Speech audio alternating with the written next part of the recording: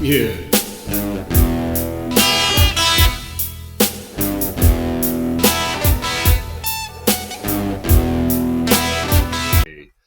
Hey, everybody, welcome to the Sustainiacs. I'm Mike Vincent. I'm always the Sustainiac, and there's Sustainiacs out there all over the place.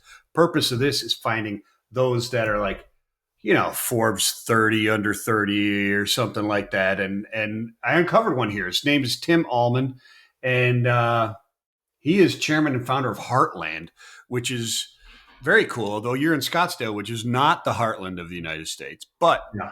um, it's really cool stuff. And yeah, I'm just looking at this. Tim, we're going to get into what you guys are doing and how you got there and all that kind of stuff. Welcome to the show, my friend. Awesome. I appreciate you having me, Michael. It's great to meet you. Yeah, no problem at all, man. No problem whatsoever. So, I look at here and you and I talked briefly before this. We just met.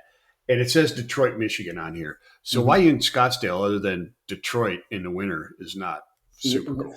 That's the exact reason. Detroit in the winter is not cool at all. Okay, now let me ask you this. Did you watch painfully the Tigers opening day yesterday? I didn't know. I definitely should have. We got a history of showing up to the first day and first game. Yeah. But I did not see. I actually was Well, it was out there on the West Coast near your neck of the woods where you're at right now. So, oh, really?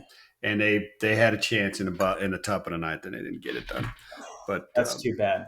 Yeah, it is. I'm from Cleveland, Ohio, and I'm a Midwestern fan. My professional career started in Toledo, Ohio.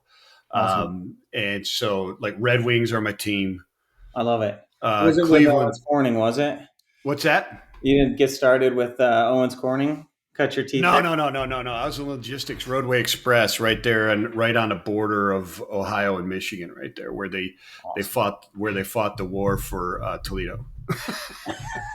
and we like to say Ohio lost because they got it. Yeah, you take it. No, you take it. No offense to anybody in Toledo, it's just a joke. But let's get into what you're doing at Heartland, man. I mean, because it's really cool stuff. Everybody's trying to find these new materials, et cetera, and better ways to deal with the materials we have, which are both things we got to focus on both, right?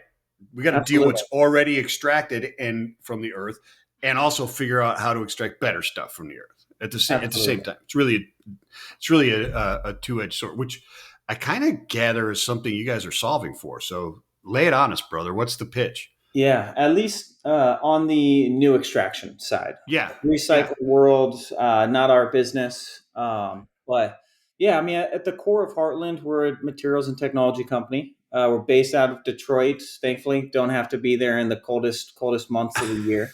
I'll tell you, summers though in the Great Lakes are fantastic. Oh my gosh, it's incredible. Yeah, I'll be back there the 7th of April. So yeah, so I'm from Cleveland, you're from Detroit, and we could meet in the middle at like Put-in Bay. Oh, I thought you were going to say at the Battle of Toledo. No, forget that. We'll go across the water. I'll meet you at Put-in Bay, dude. Much more fun. That's awesome. I love it. But yeah, so we're a materials and technology company. We were born around plastic and rubber, right? So when we first started, just like any other company, we had a thesis. We wanted to test an idea, see what markets could utilize these materials, and go hunt after them. So you were in rubber and so on. So was it automotive based, being in Detroit, or? So automotive has always been the Northern Star, right? Automotive is big markets. It's sustainable from a contracting point of view, depending on where you live in the value chain, and it's something you can grow with. But if I had to look back on it, I don't think we would have started with automotive. If I could redo it all again, it is a 3 to 5 year process to get on the vehicle. Rightfully so. There's a lot of safety concerns in that marketplace. I got you. But the journey's been incredible so far. So really was born around plastic and rubber here at Hearland. That's where a lot of our IP lives for natural fiber reinforcement into plastic and rubber. One of the benefits to being in Detroit in the Midwest about 75% of plastic injection molding happens between Wisconsin and New York, right along there. Yeah, I would bet. Yeah, And absolutely. it just happened to be a sweet spot for everything, period, right? Yeah, It's every type of plastic, whether it be automotive, construction, furniture, retail, you name it, it's getting molded within 500 miles of here. yeah, And yeah. that's really the core of it today. And yeah, so we started plastic and rubber. That's where our IP and our patents live. Why did you get into plastic and rubber? Was it a Because a lot of family? Was it a family thing? no, a lot of the other markets failed. So when we first started, we took a look at textiles. Huh? Textiles, 98% or so is imported from Southeast Asia. So Yeah, the practical side of that is don't start there. yeah. The second market we looked at was construction. So think concrete products, asphalt products, things like that. I believe 2035, that'll be the biggest market. Long-term growth, long-term scale. Today, you Is in live construction products. construction products, yeah. Gotcha. But the challenge today is a county to county level approval on a legislative standpoint, Sure, and sure is. building codes, and it's a complete nightmare. So we said, let's put a pause on that. Let's let other people do some of the heavy lifting, honestly, Mm-hmm. Yeah, yeah, yeah. and let's focus elsewhere. So we wanted to look at bioplastics, so converting natural ingredients into a plastic polymer. That was a short-lived conversation. It's very expensive, very scientific, and it's got a high chance of failure. And Hmm. it always comes at a cost premium, which is in today's market specifically a very big challenge. Um, so one of our early advisors gave us the best bit of advice in our market that we could get. He said, the plastic industry is a third generation business. These people have been doing business together for almost 100 years. He Yeah, literally just said, find a way to align with the existing relationships and you'll find a home in this marketplace. So yeah. our business changed from natural fiber or hemp fiber based bioplastics to natural fiber reinforced plastic products, making your existing plastic stronger, lighter, less expensive, and more sustainable. And Okay. overnight, the conversation changed. So it's hemp. Yeah, so our Well, core I mean, it's called Imperium on your website, right? correct, yeah, and that's So intentional. is that the modified hemp so that it can be then introduced to the polymer? Yes, so that not exclusively. We use the word Imperium solely because hemp does not resonate well still. So there's a very large subset of the manufacturing world that just doesn't want to hear it. Just the They just name. don't want. They hear hemp and they don't. They're like, Yeah. wait. So They think you're going to come in there with a rope shirt yeah, and no, they do. unbathed and stuff like that. Is that what it is?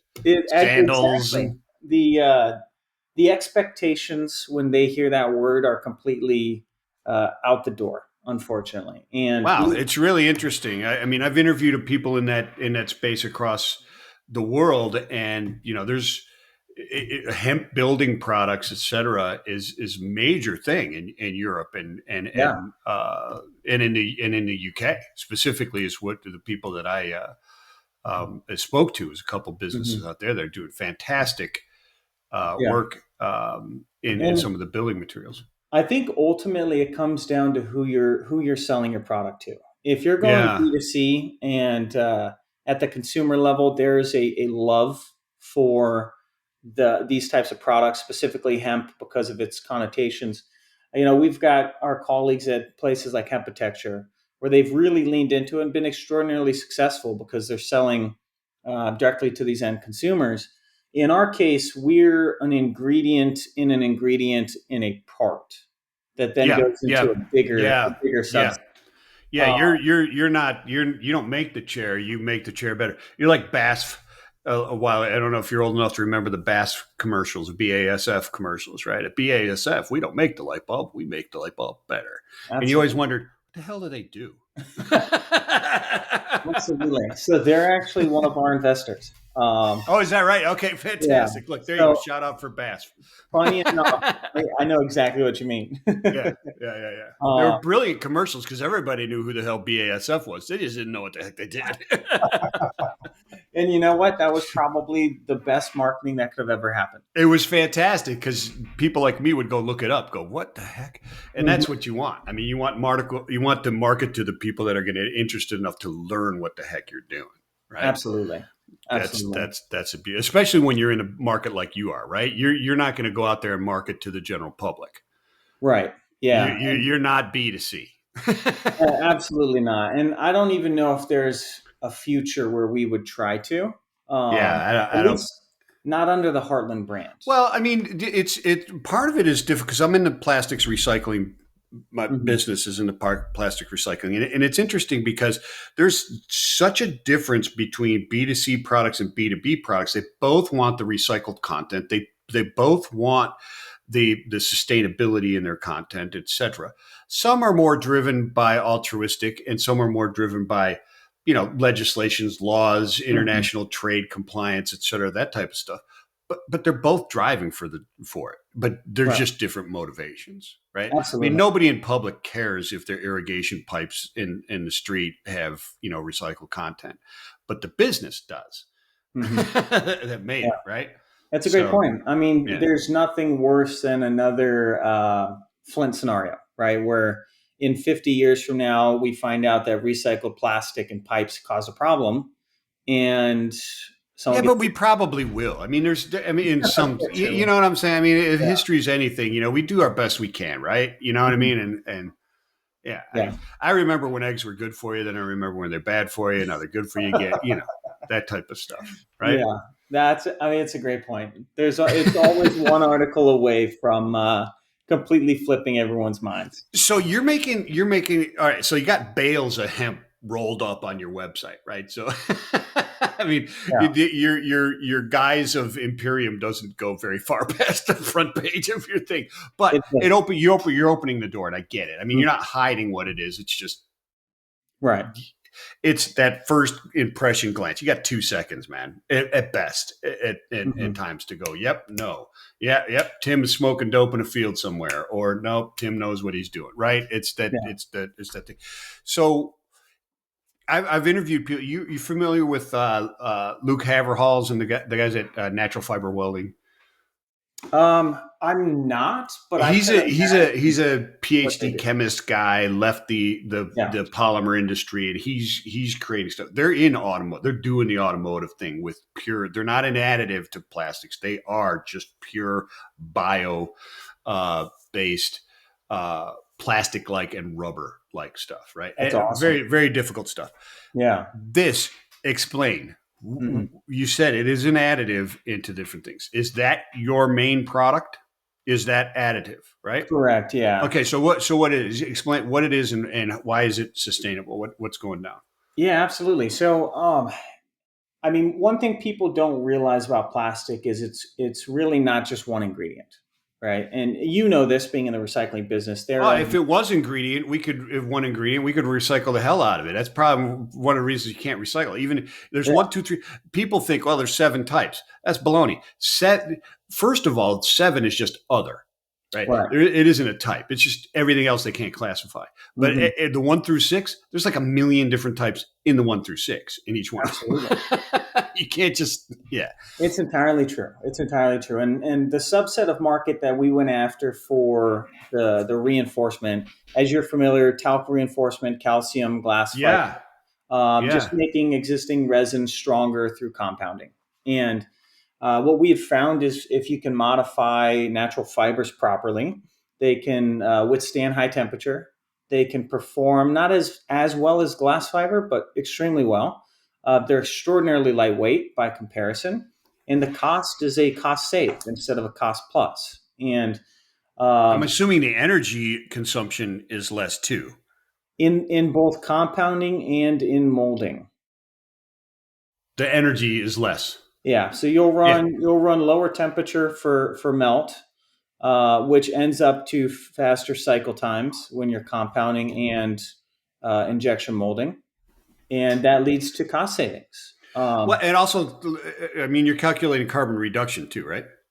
Absolutely, yeah.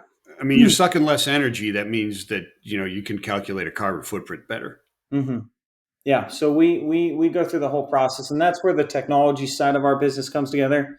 Is the last 4 years we've been doing table side Excel calculations for carbon footprint tracking, Yeah. and we just turned it into a web app and gave it away to people because I think everyone should have access to carbon footprint data for the parts and materials that they use and make, and it shouldn't be gate kept. I don't think.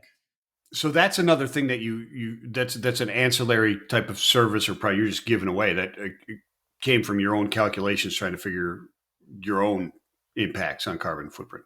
Exactly. Yeah. We ended up it's called Carbon Report, just carbon-report.com, and it is a material and part level carbon report for the products. It calculates Carbonreport.com. yeah, carbon-report.com. And Carbon-report.com. People can just go there and grab this calculator. yeah, I mean you sign up for free and you can just run your entire part. You could run your recycled resin product and ship a carbon report in 5 minutes. Oh, wow. Yeah, it That's cool. is. So the carbon report that comes out of that, though, it's not certified in any way. But I mean, it's accurate, but it's not like, hey, this is my certified carbon report. I'm going to put this out there and defend myself if somebody accuses me of greenwashing or something like that. It's not a legal thing, right? It's just hey, this is where we're at internal type of thing, or Yeah. is it something that I can utilize and put in my quarterly report and not have my legal team lose their mind. It's a great question. So we believe that it would stand up to just about any full-term LCA. Oh, really? Yeah, when you really get deep into it and get into the LCA world, it's a very murky and complex environment. It And is. certifying that and saying I would market to this is really up to brand's discretion, right? Someone like BASF, Right. who's under a lot of scrutiny, is very, very well organized and has a well structured process for their material LCAs. But the LCA ends at the material. There's no conversation about molding processes, energy consumption, waste, and scrap produced. There's no conversation about logistics from tier 2 to tier 1 to tier 0 at your OEM level, and it's all missed. So I would go as far as say we collect more data than just about everybody in the value chain on a scalable and repeatable manner for basically free. Oh, yeah, for basically free. That's Yeah, true. So is this like? I mean, you're familiar. You've got this thing. You're familiar with EcoVadis. It's this isn't. exactly.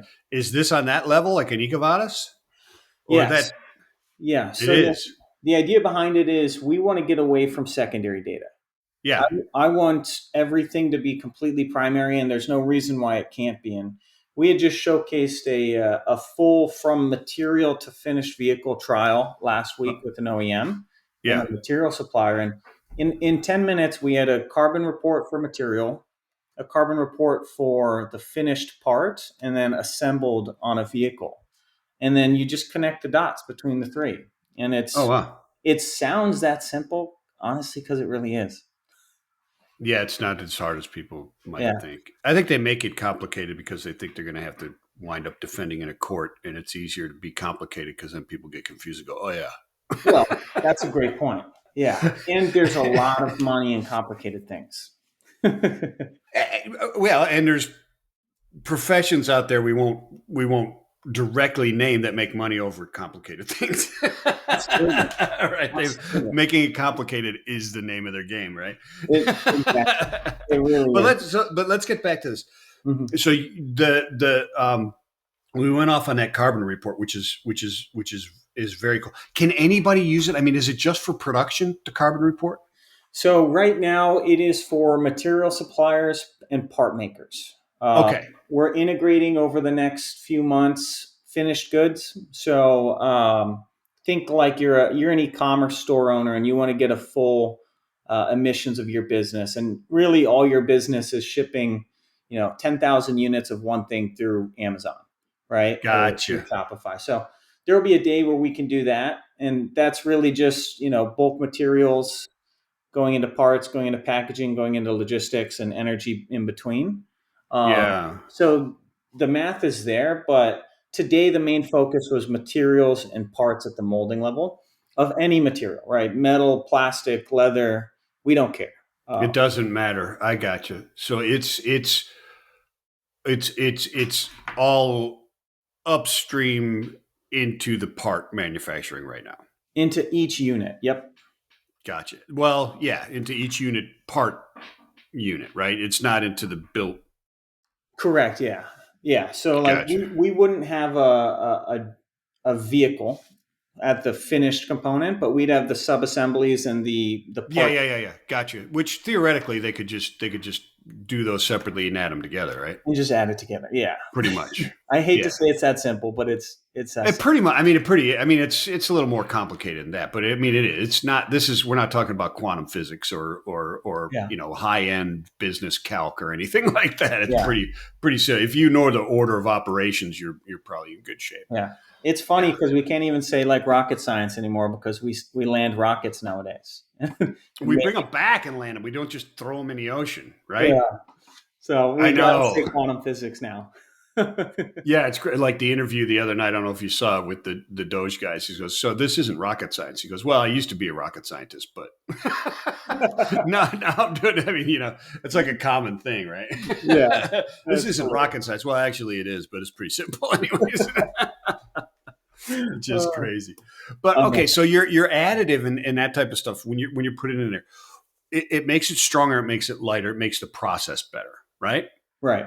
So theoretically, putting it into not theoretically, I mean in reality, if I'm building something Hmm. and I'm like, let's say this was plastic, it's not. Let's say it was plastic. Hmm. Now, if it's lighter and stronger, that impacts the carbon footprint moving forward as well because it doesn't take Right. as much energy to move it Hmm. and that type of stuff, right? Exactly. But is that the is what the material strength to it? Where does that come into play, right? Um, I've got a plastic pen; it's strong Yeah. enough. Yeah. Where is the demand, and where does it come into play in that area? Is it because immediately when you say it's better than glass fibers, I Hmm. immediately think of wow, are you solving windmill blade issues That day will come. potentially? Yeah, probably. Well, windmill blades are a specific type of glass fiber that Well, we're. I mean, I obviously I'm not a polymer engineer and I'm not into all that different type of stuff. So where does that go in that it's better? Where is this being utilized? Who in what industry is going to go? You know what? We need to look into that because it solves this issue. Yeah, absolutely. So I think the first step that we went through is can we mold in the existing geometries for parts Right. and just have a stronger part, right? Stronger, lighter weight part. Um, so we In the hadn't found existing geometries you're talking about, is this just a drop in new pellet or do they have to exactly. change? No, Gotcha. drop in Okay. new pellet that just Yeah. runs at a lower temperature. Right. So that's where we started.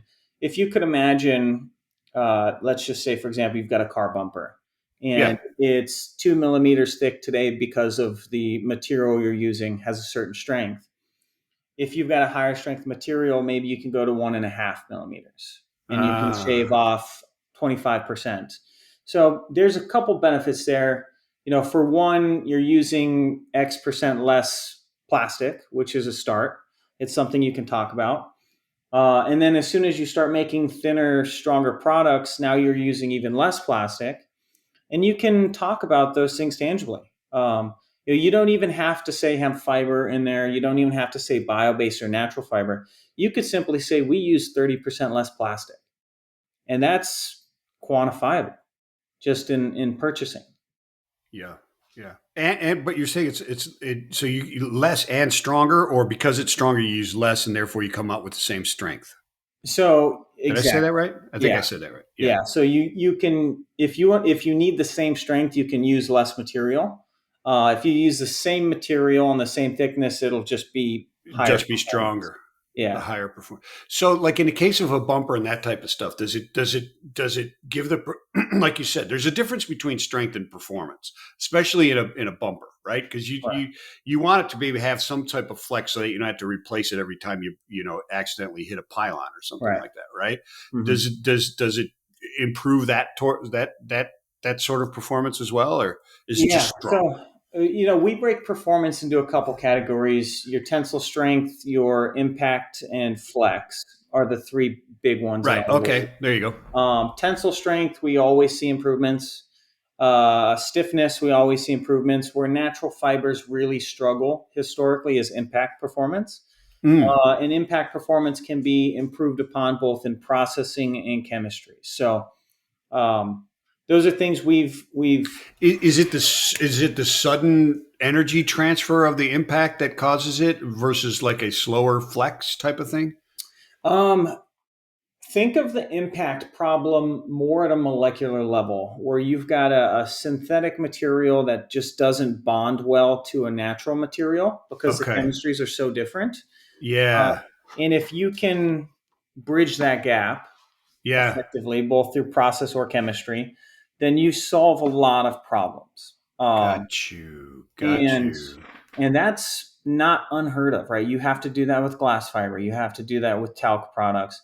These are technologies that are well established. You've just got to formulate properly for it. Right. Right. Right. For that, I got you. So it's just all right.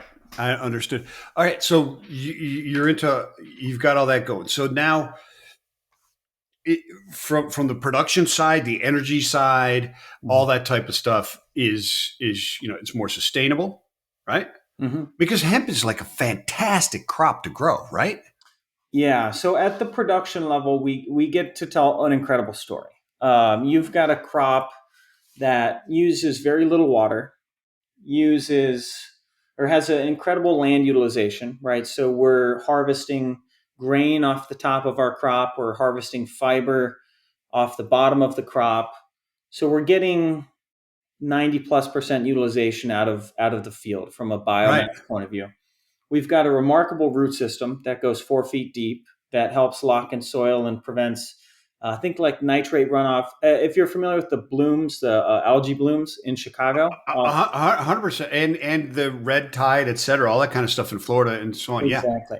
Yep. And if yeah, you can lock soil in better, you can prevent that very, very because easily. and it's because of the nitrate leach, Hmm. Yeah, and it's a lot of that is caused because we throw so much new nitrate on the soil, right? I mean, it's part of that is our issue because we keep throwing nitrates because the soil's depleted of nutrients, right?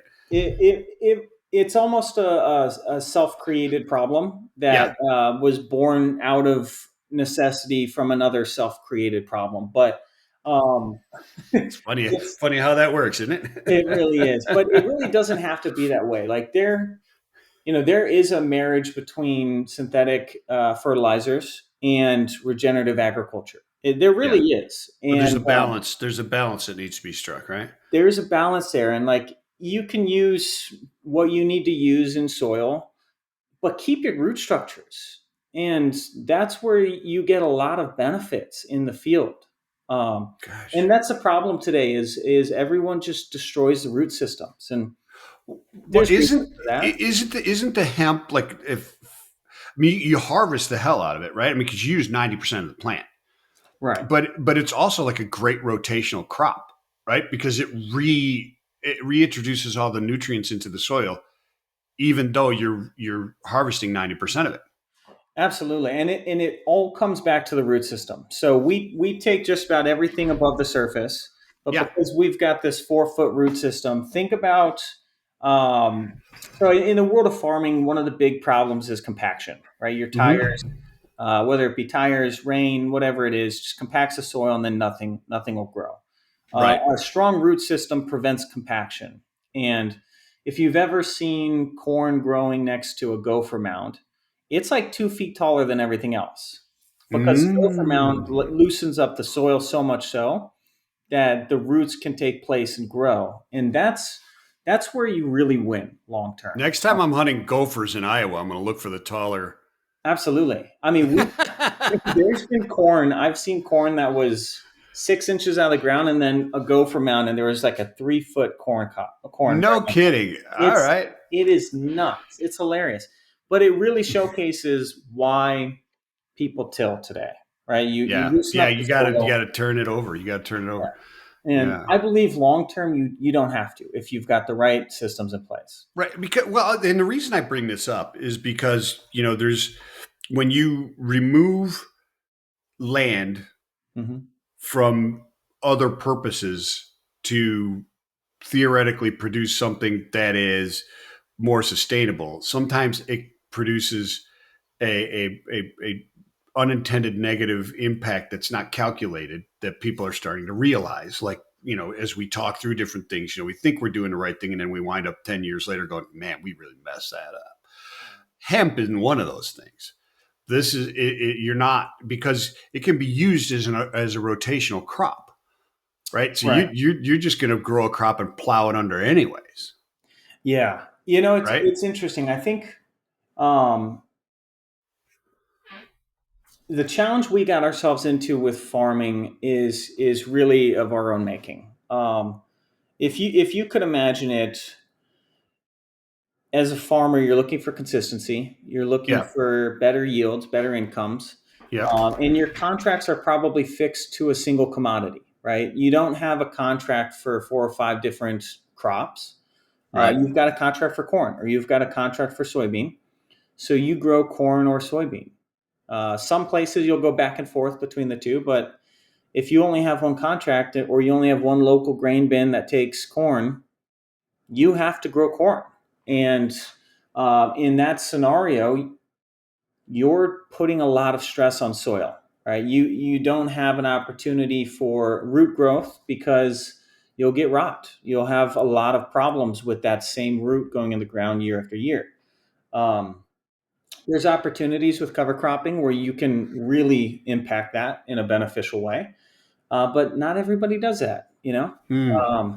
So there's reasons why we kind of got to where we are today. Yeah, You know, Consistency, chasing better yields, just getting caught up in it and just following the trends. right, right. You know, I'd say everybody in the process is to blame, the incentives behind it.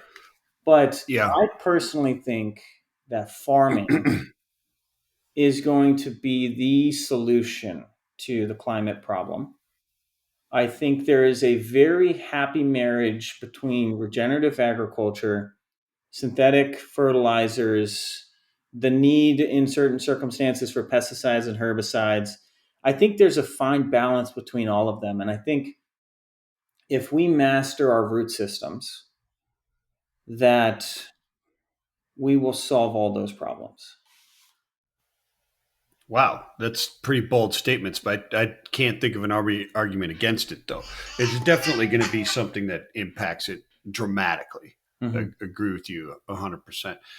When so the production of of your imperium, your process, right, for processing, is obviously positively impacting the environment.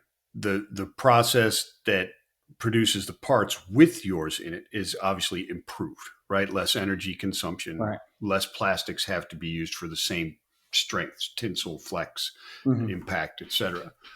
What about what about what about material recovery? Does it complicate the material recovery end of it for um, there are businesses obviously around the Hmm. Midwest that do nothing but tolling services for either purge or Hmm. rejected parts, or and the recycling part of it is growing as well. Does it complicate that issue, having this fiber in those parts, and having to now say this is a new form of plastic that we now have to keep from others, or contaminates, or what's the impacts there? Yeah, if I was sitting in your shoes as a recycler, I would say anything in plastic makes it worse. Just because. Well, I mean, theoretically, yeah, it does. I mean, just because people, and a lot of the specs that are in there, in not a lot, but in many times, some of those specs and desires and rejections are of there's no foundation to them. They just Right. do, right? Yeah. No, you're exactly right. And I think, yeah, at the end of the day, if you're blending anything into the plastic, it makes it harder Yeah, from virgin. The other sure, answer to that is you'd have to use 100% virgin everywhere, which I think the world has already started to desire to transition away 100%, 100%. from. Now, if I But look it's a at, case of if I'm taking yours, it can be recycled though, even with the oh bio yes, in it. Okay, absolutely, yeah, and that's the other thing. I mean, okay, so it's a new thing, but if enough people adopt it, who cares? right. Because now you've got another demand that is better to produce. Hmm. It's better in its use, Hmm. and okay, so eh, you know, regrind it.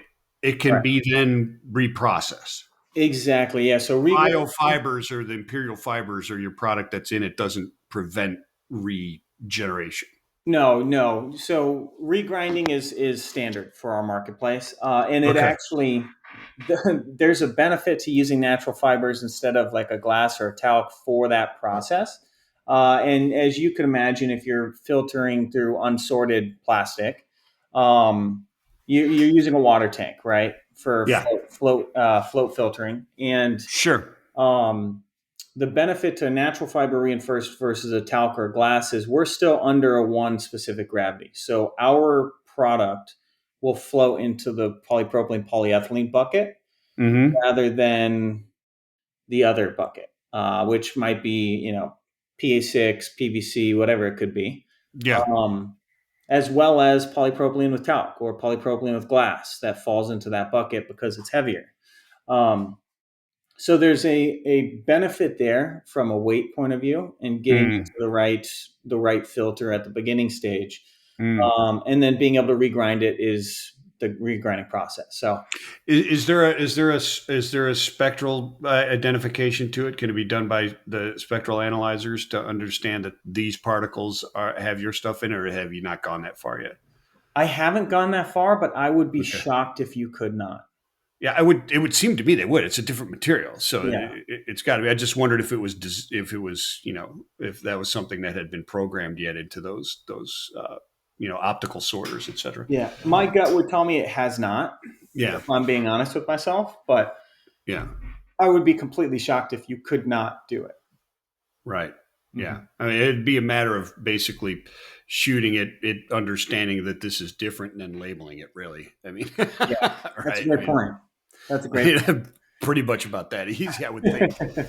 Yeah. Maybe not. Somebody can, comment and tell us we're Mhm. full of it. But so how you guys are growing? Where you guys at? What are you guys in? You got some big backers, man. I mean, like BASF is involved with you guys.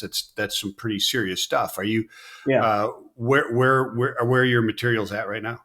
Yeah. So we are in commercial production from a scale. We're working on a called Master Batch 2.0 for our Imperium. That'll be here this summer. We are headquartered out of Detroit. Production is out of Detroit. Expansion opportunities actually down by Chattanooga. So Tennessee to service European automotive and the plastic market there.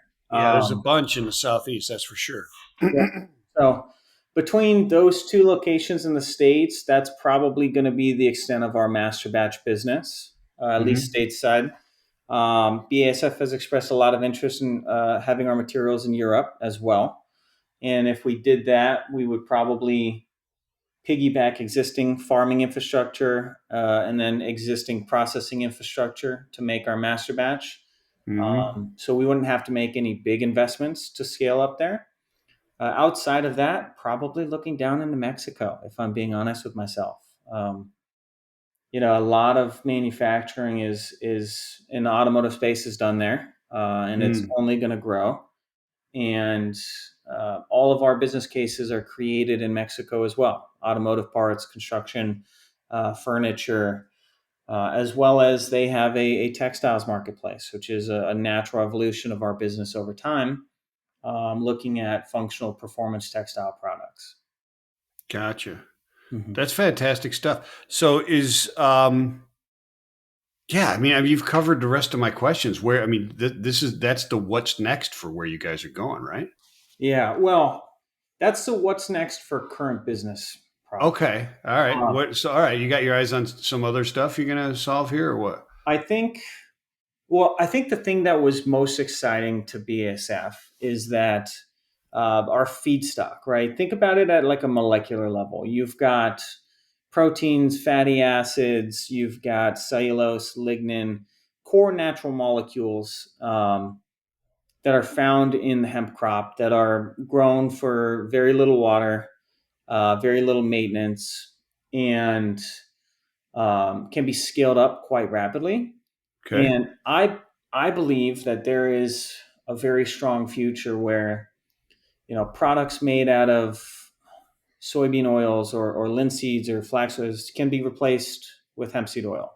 Um, I believe that there will be groups converting lignin and cellulose products into biopolymers or uh, the 100 or 1,000 other things that can be created from it, and they will need a stream of material. Mm. And I see a future where we can centralize a lot of that to local farming and local manufacturing. And I think there's probably 100 business cases I've never even thought of that in 10 years from now, a derivative of a derivative of this feedstock can go into it. Much like naphtha, if you're familiar with in the petrochemical process, there's one feedstock that creates thousands of everyday products that we know, Right. and I think that hemp fiber and hemp grain could be the feedstock for that future. And that's a much bigger concept. We do a lot less tactical work in that world today. So? Is it a more universally usable oil, or is it like you were implying the growth takes it's much more efficient and cost efficient and operationally efficient and environmentally impactful to utilize that oil?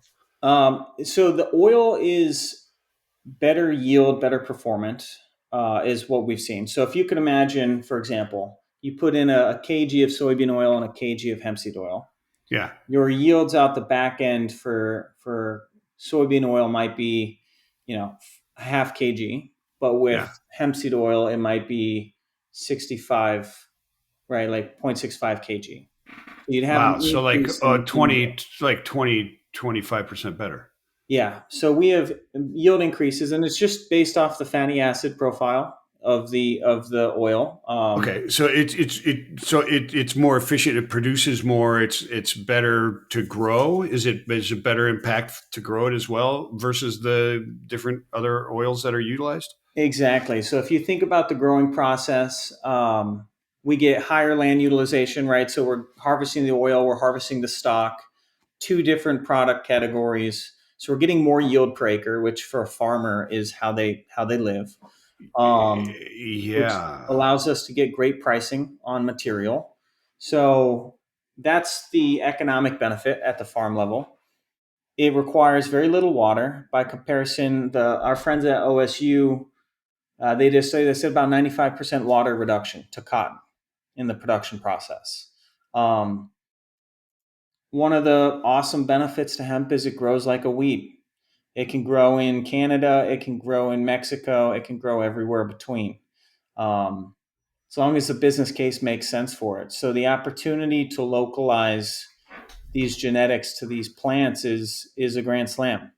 I mean, in today's Mm, market, I'll use a business case that's really interesting that we haven't tapped into. You think about paper pulping and making wood based products or forestry products. yeah. Yeah, the challenge there is once you harvest all the trees, you've got to go farther to get trees. And if you could just have 50,000 acres of land surrounding a pulping plant, your logistics is evaporated. you're just looking at production costs at that point. Um, so the opportunity to localize the feedstock to the process is going to be remarkable. And that's where I think we're going to win long term is cost savings. Cost savings, efficiency increases. We try to reframe what sustainability means here at Heartland and get away from just CO2. Right? Yeah. CO2 is the main metric people care about, sure. But what It's because it's people the most really it's most popular because it's the most visible because exactly. But I it's the believe sexiest right now. Might not be the most important, but it certainly is the sexiest one right right, now. and people pay on the in the carbon markets. That's what Yeah. people pay on. So that's Yeah. what people speak to. Yeah. But I believe that sustainability is just a glorified word for efficiency. Is it more sustainable to make something with less energy and make the exact same thing? Sure. Well, yeah, no, I agree with you. Sustainability to me, and that's one of the purposes of this, is to Mm-hmm. illustrate to people it is business 101. Mm-hmm. Well, actually, it's probably a 400 level course because it is now you're getting into the nitty gritty. Sustainability is Exactly. not running around hugging trees and chaining yourself to bulldozers.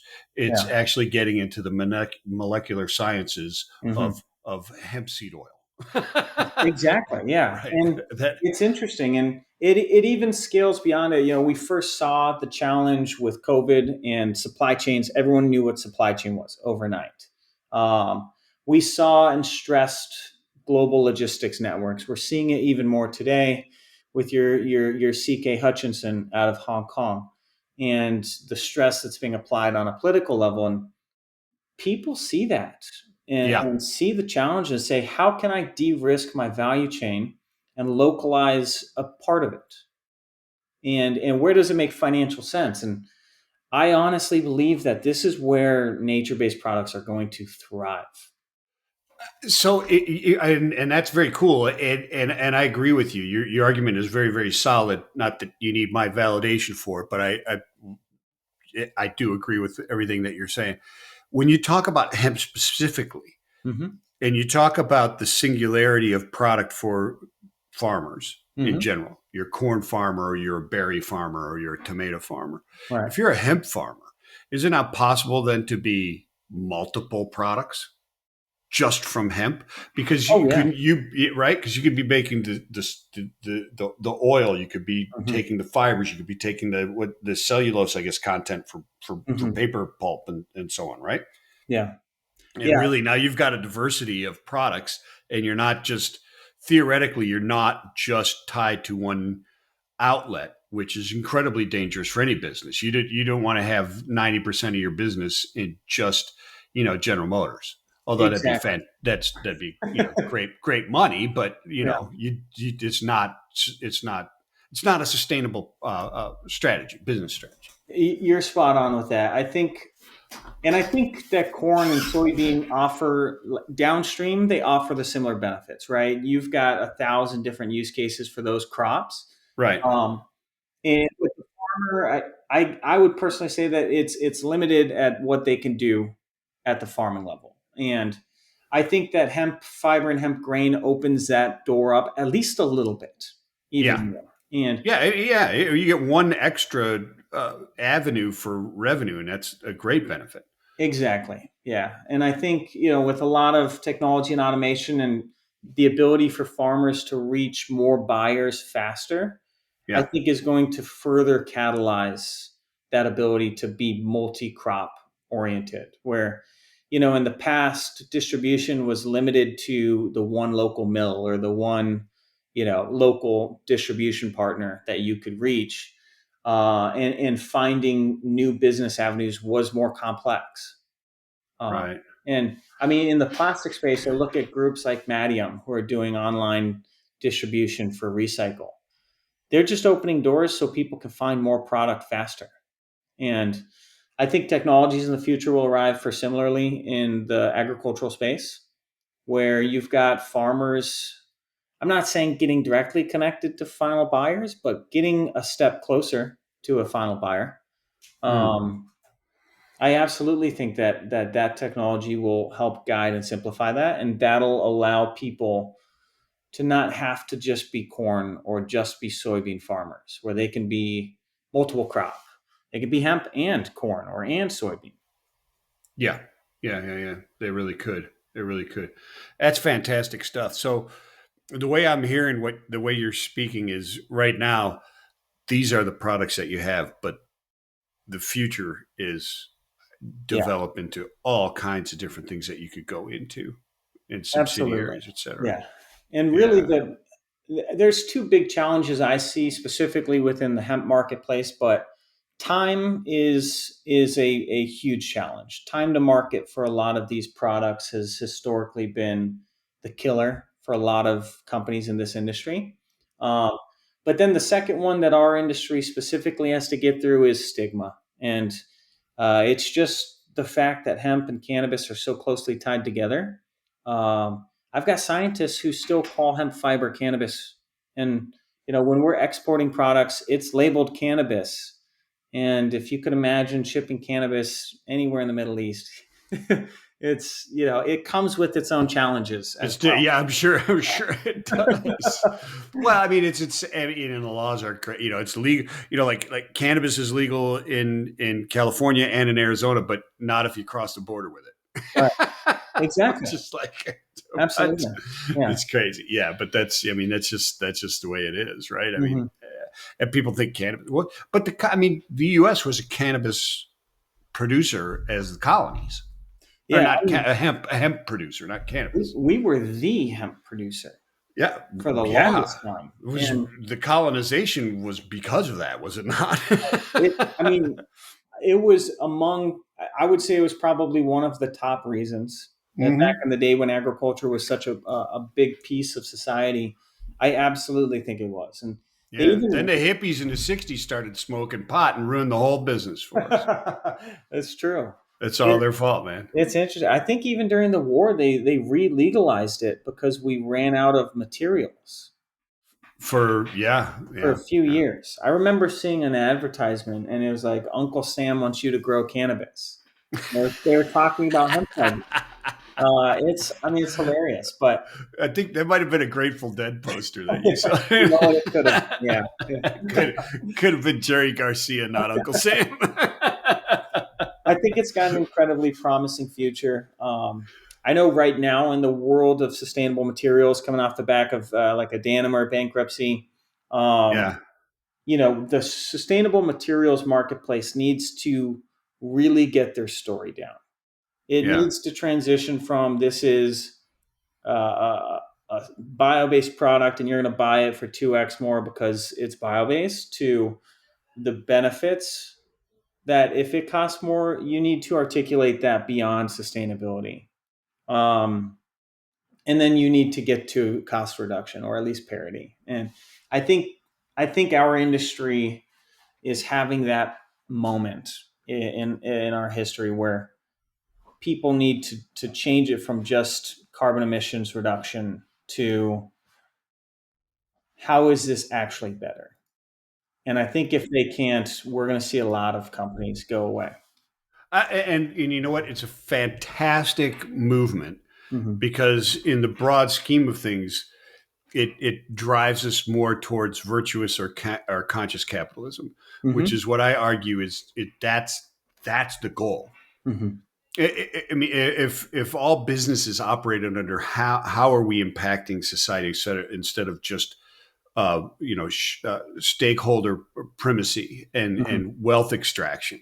Mm-hmm. Um, and I'm not against capitalism in any way. I'm just saying virtuous or conscious capitalism is sustainable, right? And the other is not. One is and one is not. It really is. Um, And it's funny. I'll use regenerative ag just because it's so near and dear to the heart.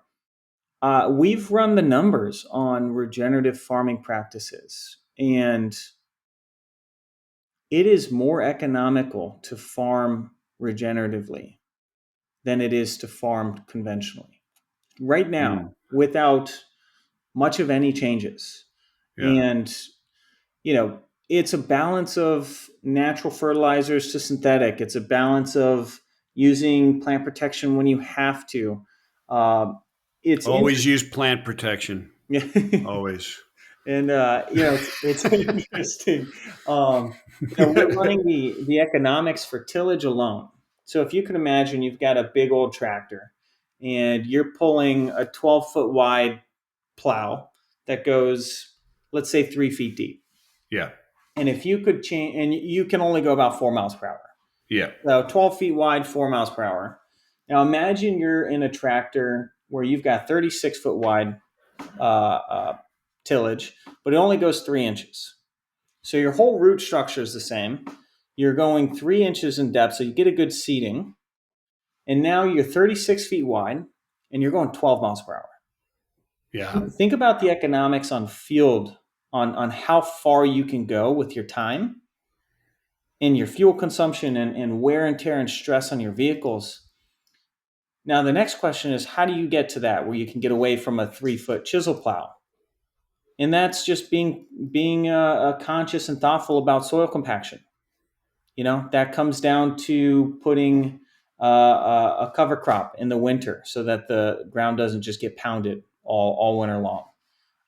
It's maintaining a structure, a root system in your soil. Like a hemp root structure. Absolutely, among many more, right? Rye cover crop has an incredible root structure, and there are ways to do that, and that falls directly in line with, if you need synthetic fertilizer, apply it. Just don't mess up the root system, and it allows you to work faster, work harder, be more efficient. You save money on every acre. I personally think that with the shift from the small farmers we saw 20, 50 years ago to corporation farming, we're going to see a shift in ideology in these people. It's going to go to the bottom line, right? If you're in private equity and you have 100,000 acres, you're asking yourself, how can I automate this process? Automation needs simplicity. If you can make it simpler, automation works better. Okay, well, I want to do more acres faster. So you're going to look at technology that can do that. You're going to look at principles and practices that work. And then once you prove it, once a private equity group says, hey, regenerative ag is more profitable, you can't go back to conventional. You just can't. Because you're not competitive anymore. And then everything switches overnight. Right. And but I mean, I mean, that's one of the best stated cases that you could apply across all industries. How you described not only what you just said there, the regenerative, but the whole analysis of how you have to farm or how you have to till the soil every year, and how you go about changing that type of thing. And that's what we're talking about is sustainability is deep business learning. It's going in and understanding these things, and it's also driven and provides through to conscious or virtuous capitalism, because it's not the financial structure that is screwing it up. It is the drive for wealth only. Right. And there's no problem with driving for wealth, but understanding the impacts will make you wealthier, actually. Right. If you run it. That's then you don't just deplete and run on. Yeah. I agree entirely. Yeah, which is what it's fantastic stuff, dude. I would ask you for a final thought, but I think the last one you just did was fantastic. Yeah, it was awesome. So, are you sure you guys are making this or are you guys an agricultural thing? Because you sound like you're an agricultural company now to me. It's funny. We have gone a long way of positioning ourselves not as an agricultural company. Yeah. But at the foundation of what we do is we sell ag products, right? Well, and I mean it in a very, very positive way, because I was just on LinkedIn. One of my buddies on LinkedIn, and I'm 36 years in logistics, right? So I have anyways, he was just talking. He's a very super nice guy. He found this chocolate, and he's like, "Look at this chocolate! They support the farmers and all this other kind of stuff, and blah blah blah blah blah." And they're this small boutique chocolate that costs like twice as much as Hershey's and stuff. And I'm like, yeah, except Hershey's just spent $500 million to improve the farmers in, so like that. And that's what we're talking about is Hershey's is an ag company. Right. They're Yeah. making chocolate, but they're an ag company.